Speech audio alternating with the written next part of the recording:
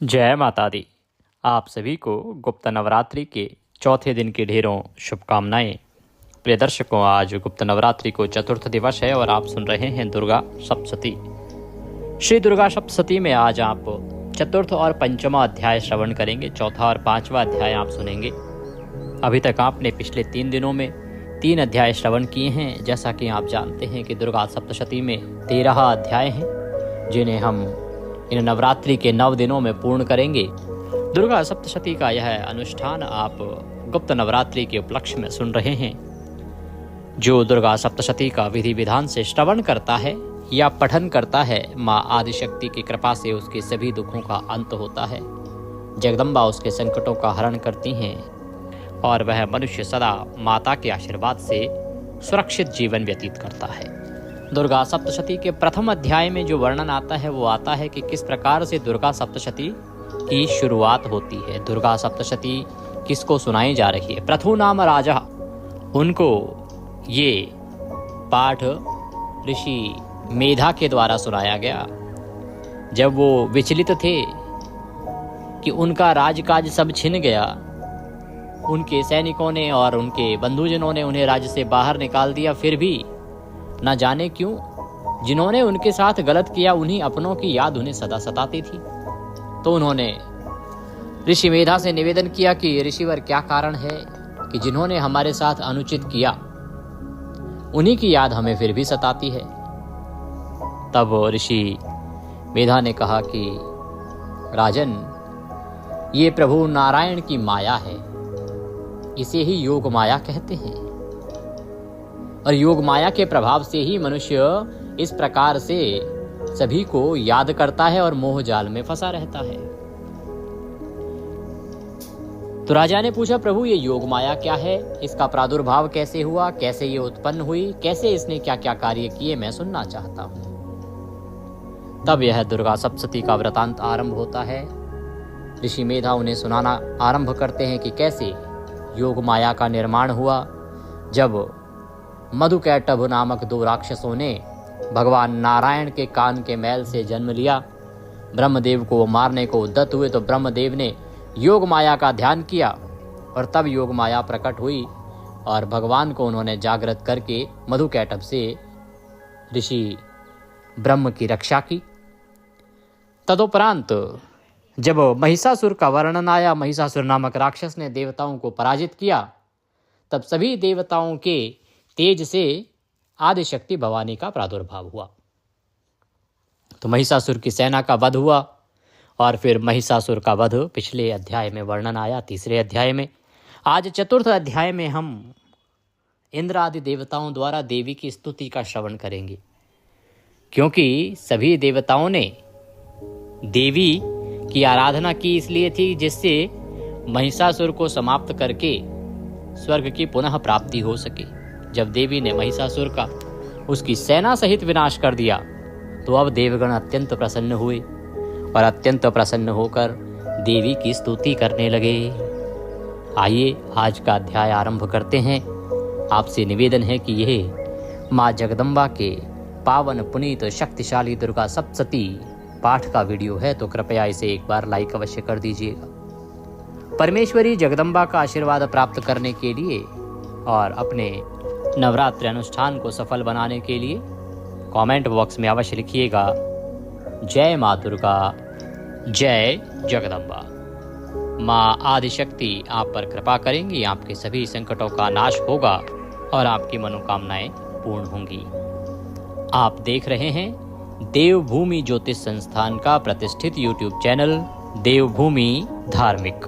हम यहाँ पर सभी व्रत और त्योहारों की सही शास्त्रीय जानकारी प्रदान करते हैं। ज्योतिष शास्त्र और पंचांग के आधार पर आपको बताते हैं कौन सी तिथि कब है, व्रत आदि कब करना है, क्या विधि है, क्या नियम है और क्या गलती नहीं करनी है। यदि आप सभी व्रत और त्योहारों की सही शास्त्रीय जानकारी पाते रहना चाहते हैं तो कृपया चैनल को सब्सक्राइब कीजिए और बेल आइकन को प्रेस कीजिए। जब आप सब्सक्राइब का बटन दबाएंगे तो वहाँ पर एक घंटी का निशान बना हुआ आएगा, उसको अवश्य दबाइएगा, तभी आपको हमारे सारे वीडियो प्राप्त होंगे, अन्यथा आपसे जानकारी छूट जाएगी। प्रिय दर्शकों, अब आप हमारे साथ व्हाट्सएप के माध्यम से भी जुड़ सकते हैं। इसका लाभ ये होगा कि आपसे कोई जानकारी छूटेगी नहीं, वीडियो आदि छूटेगा नहीं, क्योंकि YouTube पर हमारे प्रतिदिन 4 वीडियो आते हैं और आप शायद 1 या 2 ही देख पाते हैं, सारे आप तक पहुंचते नहीं है। YouTube की पॉलिसी भी कुछ ऐसी है कि सब तक सारे वीडियो नहीं पहुंचते।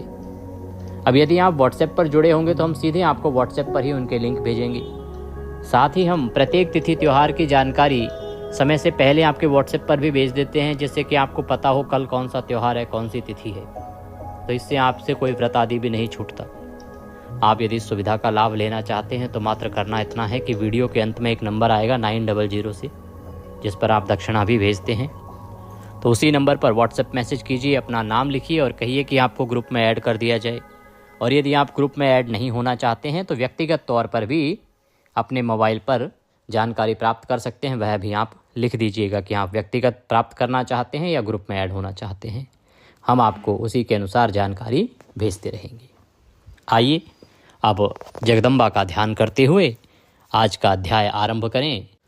सर्वमंगल मांगल्य शिवे सर्वार्थ साधिके शरण्ये त्र्यंबके गौरी नारायणी नमोस्तुते। बोलिए जगदम्बा मात की जय। अथ श्री दुर्गा सप्तशती चतुर्थो अध्याय। इंद्र आदि देवताओं द्वारा देवी की स्तुति। सबसे पहले देवी का ध्यान करेंगे। सिद्धि की इच्छा रखने वाले पुरुष जिनकी सेवा करते हैं तथा देवता जिन्हें सब ओर से घेरे रहते हैं, उन जया नाम वाली दुर्गा देवी का ध्यान करें। उनके श्री अंगों की आभा काले मेघ के समान श्याम है। जैसे यहाँ ध्यान का वर्णन आ रहा है, वैसे वैसे माता के स्वरूप का अपने चित्त में बसाइए और उनका ध्यान कीजिए। ऐसे माता को प्रणाम कीजिए। उनके श्री अंगों की आभा काले मेघ के समान श्याम है। वे अपने कटाक्षों से शत्रु समूह को भय प्रदान करती हैं। उनके मस्तक पर आवध चंद्रमा की रेखा शोभा पाती है। वे अपने हाथों में शंख, चक्र, कृपाण और त्रिशूल धारण करती हैं। उनके 3 नेत्र हैं।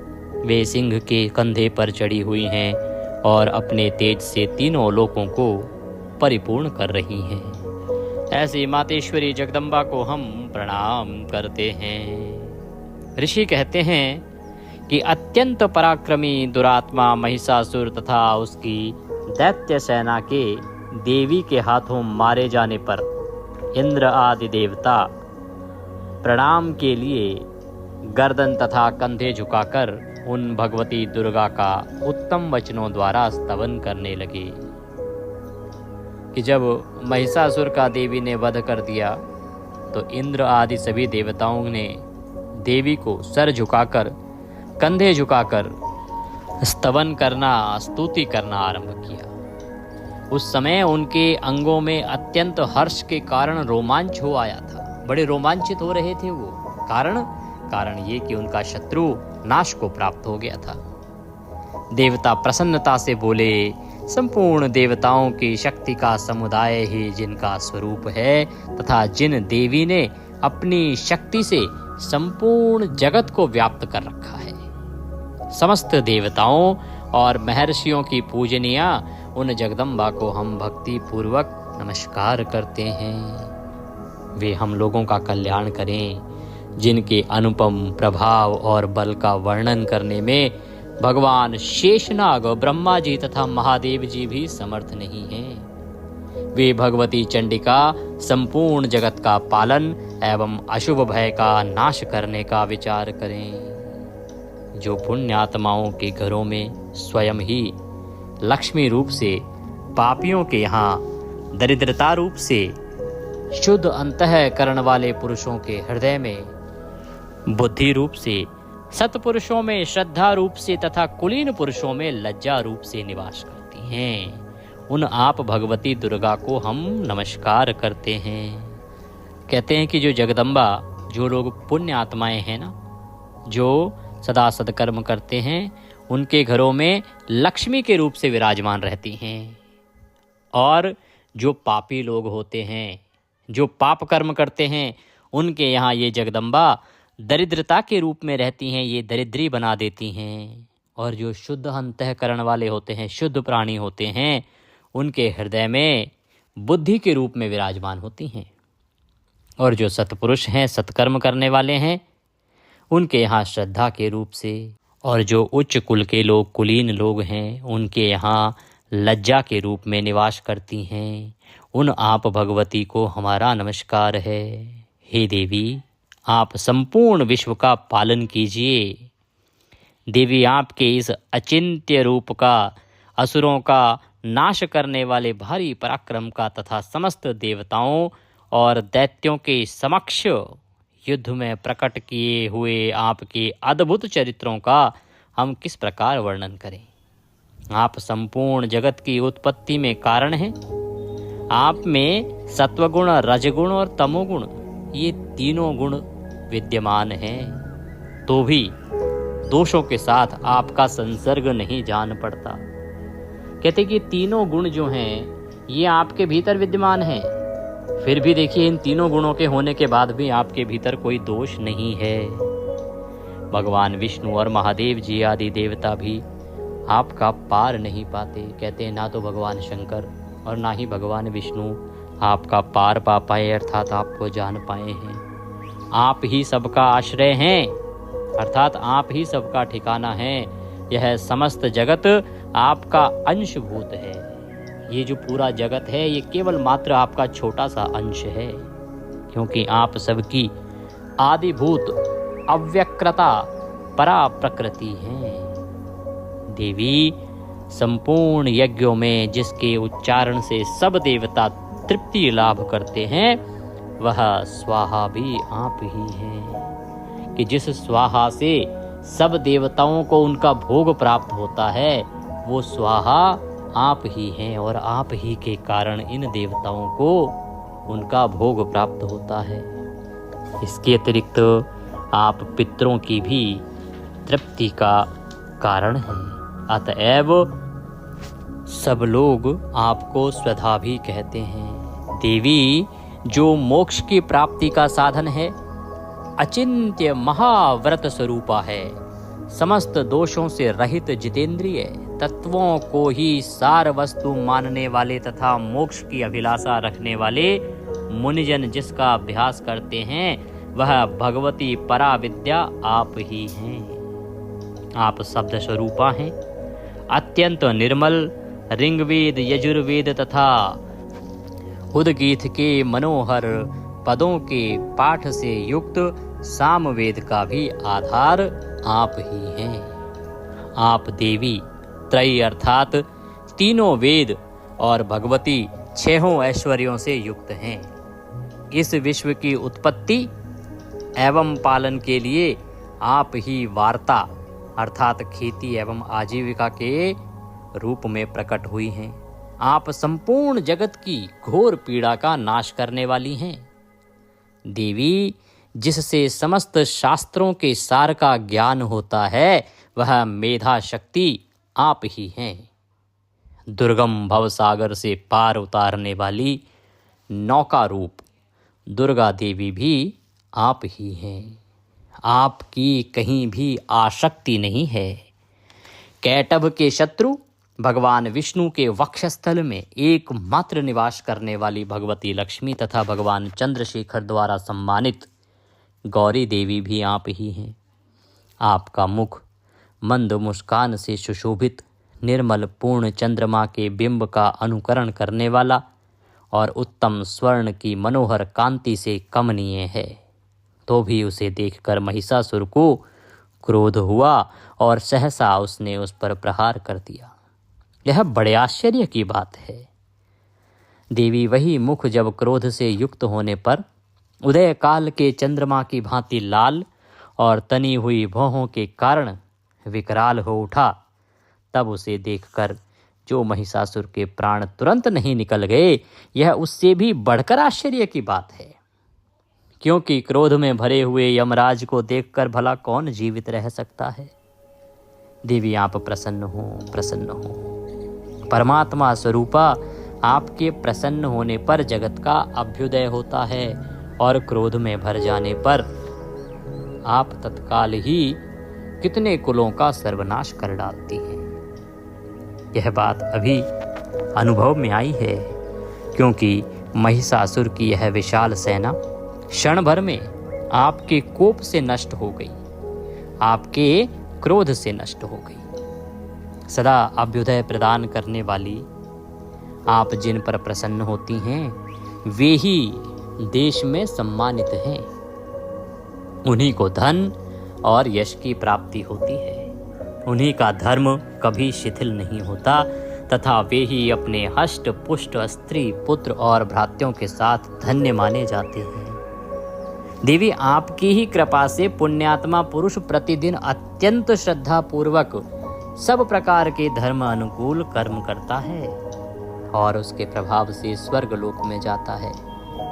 इसलिए आप तीनों लोकों में निश्चय ही मनोवांछित फल देने वाली है। माँ दुर्गे, आप स्मरण करने पर सब प्राणियों का भय हर लेती हैं और स्वस्थ पुरुषों द्वारा चिंतन करने पर उन्हें परम कल्याणमयी बुद्धि प्रदान करती है। दुख, दरिद्रता और भय हरने वाली देवी आपके सिवा और दूसरी कौन है जिसका चित्त सबका उपकार करने के लिए सदा ही दयाद्र रहता हो।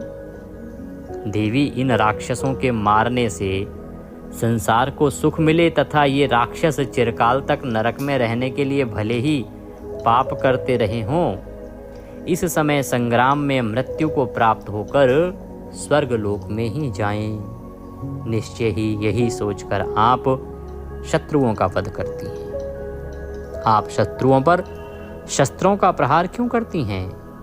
समस्त असुरों को दृष्टिपात मात्र से ही भस्म क्यों नहीं कर देती? इसमें एक रहस्य है। ये शत्रु भी हमारे शस्त्रों से पवित्र होकर उत्तम लोकों में जाएं, इस प्रकार उनके प्रति भी आपका विचार अत्यंत उत्तम रहता है। तो देवगण जो हैं यहाँ देवी की भूरी भूरी प्रशंसा कर रहे हैं, स्तुति कर रहे हैं। वो वर्णन कर रहे हैं कि किस प्रकार से देवी का जो स्वरूप है वो बड़ा शीतल है। कहते हैं बड़े आश्चर्य की बात है मातेश्वरी, आपका स्वरूप इतना शीतल है, उसके बाद भी महिषासुर को आपके ऊपर इतना क्रोध हो आया। अब उसे क्रोध हो आया कोई बात नहीं, परंतु आप तो साक्षात काल स्वरूपा हैं। जब आप क्रोध में हो तो काल भी आपसे डरता है। फिर भी आपको देख के ही महिषासुर के प्राण नहीं निकल गए, ये और बड़े आश्चर्य की बात है। फिर आगे देवता उनकी प्रशंसा करते हुए, स्तुति करते हुए कहते हैं कि हे मातेश्वरी, आप तो सदा सब पर कृपा करती हैं। आपके पास यद्यपि वह शक्ति है कि आप अपनी आंखों से ही शत्रु को भस्म कर सकती हैं, पर फिर भी आप अपनी नेत्र शक्ति से या डरा के किसी को मृत्यु को प्रदान नहीं करती। कारण ये मातेश्वरी, क्योंकि आप चाहती हैं कि आपके शत्रु का भी उद्धार हो, उसका भी कल्याण हो। आप तो अपने शत्रुओं का भी कल्याण कर देती हैं, और अगर वो आपके शस्त्रों द्वारा मरेंगे तो निश्चित ही उनको मोक्ष मिलेगा, स्वर्ग की प्राप्ति होगी।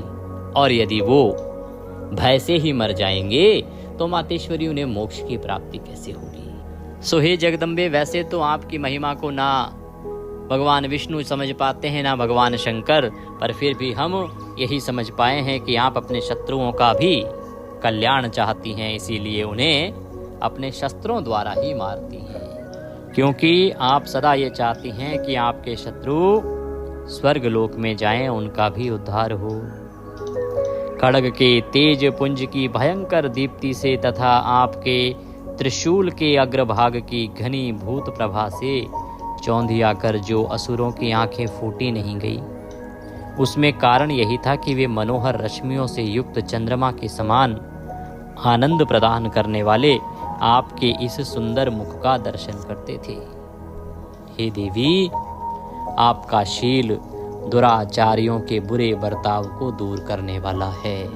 साथ ही यह रूप ऐसा है जो कभी चिंतन में भी नहीं आ सकता, जिसकी कभी दूसरों से तुलना भी नहीं हो सकती, तथा आपका बल और पराक्रम तो उन दैत्यों का भी नाश करने वाला है जो कभी देवताओं के पराक्रम को भी नष्ट कर चुके थे।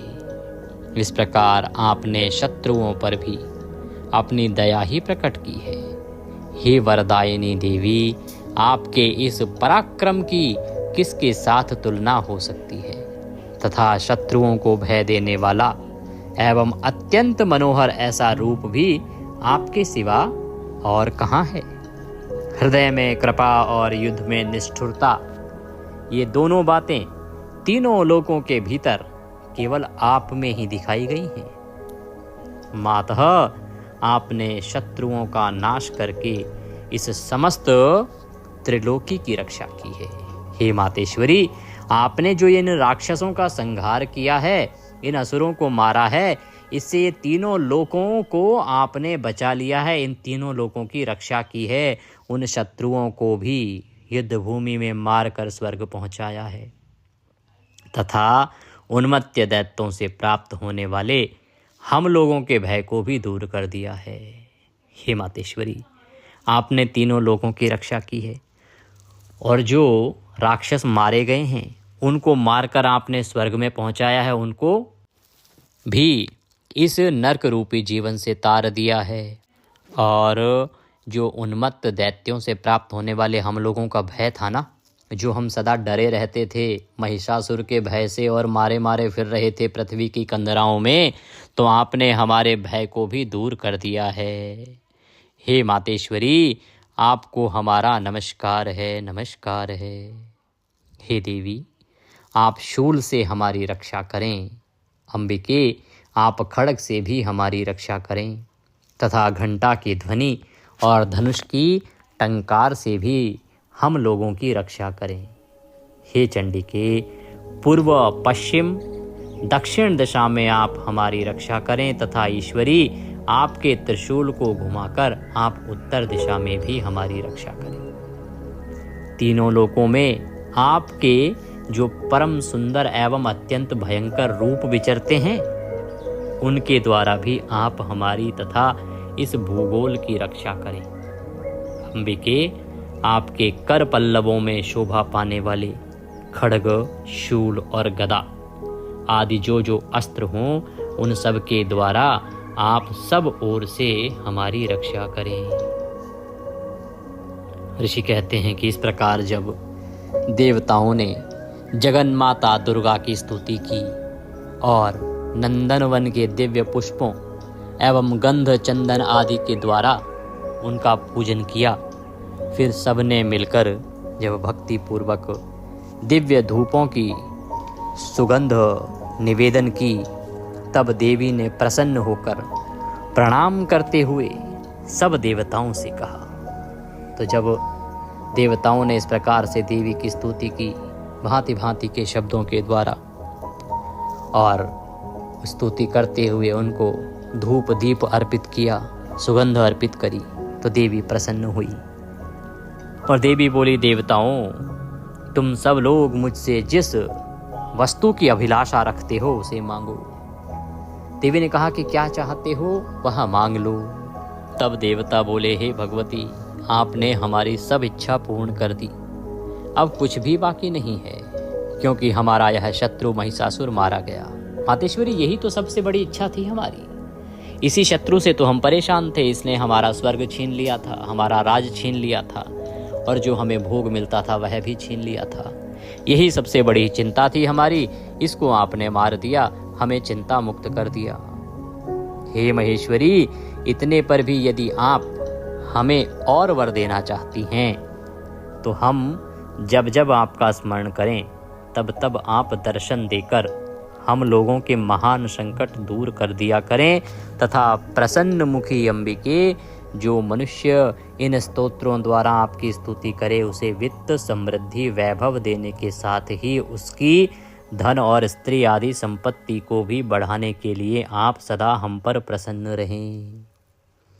तो देवताओं ने कहा कि मातेश्वरी, यूँ तो आपने इस राक्षस को मार के ही हमें बहुत कुछ दे दिया, पर फिर भी यदि आप कुछ और देना चाहती हैं तो हम आपसे यही निवेदन करते हैं कि जो मनुष्य ये जो स्तोत्र जो हमने अभी आपकी स्तुति की है, इसके द्वारा आपकी स्तुति करे, उस मनुष्य को धन की प्राप्ति, समृद्धि की प्राप्ति, वैभव की प्राप्ति, ये सब हो और उसकी धन तथा स्त्री की रक्षा भी हम करें, इसको बढ़ाने के लिए आप सदा हम पर प्रसन्न रहें कि हम इस प्रकार से स्तुति करने वाले मनुष्य की इन सभी इच्छाओं को पूरा कर सकें। तो जैसा आरंभ मैंने कहा, माँ दुर्गा सप्तशती का यह पाठ आपको धन, वित्त, वैभव सब कुछ देने वाला है। तो देवताओं ने कहा कि मातेश्वरी जो आपकी इस प्रकार से वंदना करे उसे ये सब कुछ प्राप्त हो और उसका धन तथा स्त्री सदा सुरक्षित रहें। ऋषि कहते हैं, राजन, देवताओं ने जब अपने तथा जगत के कल्याण के लिए भद्रकाली देवी को इस प्रकार प्रसन्न किया, तब वे देवी तथास्तु कहकर वहीं अंतर ध्यान हो गई। हे भूपाल, इस प्रकार पूर्व काल में तीनों लोकों का हित चाहने वाली देवी जिस प्रकार देवताओं के शरीर से प्रकट हुई, वह सब कथा मैंने कह सुनाई। अब पुनः देवताओं का उपकार करने वाली वे देवी दुष्ट दैत्यों तथा शुंभ निशुंभ का वध करने एवं सब लोगों की रक्षा करने के लिए गौरी देवी के शरीर से जिस प्रकार प्रकट हुई थी, वह सब प्रसंग मेरे मुंह से सुनो, मैं उसका तुमसे यथावत वर्णन करता हूँ। कहते हैं कि राजन, जिस प्रकार से उन देवी का प्रादुर्भाव हुआ सभी देवताओं के तेज से, वह वृतांत मैंने कह सुनाया। इसके बाद देवी अंतर ध्यान हो गई, क्योंकि देवताओं ने उनसे ये वरदान मांगा कि जब जब उन पर विपत्ति आए और जब जब वो देवी को बुलाएं, तब तब देवी उनकी रक्षा करने के लिए पधारें। अतः इसके बाद जब शुंभ निशुंभ नामक दो दैत्यों ने देवताओं को परेशान किया और जब देवताओं ने देवी का आवाहन किया, तब गौरी देवी के शरीर से जिस प्रकार से देवी प्रकट हुई थी, वह वृतांत मैं अब तुम्हें सुनाता हूँ, उसका श्रवण करो। इस प्रकार श्री मार्कंडेय पुराण में सावर्णिक मनवंतर की कथा के अंतर्गत देवी महात्म्य में शक्रादि स्तुति नामक चौथा अध्याय पूर्ण हुआ। बोले जगदम्बा मात की जय।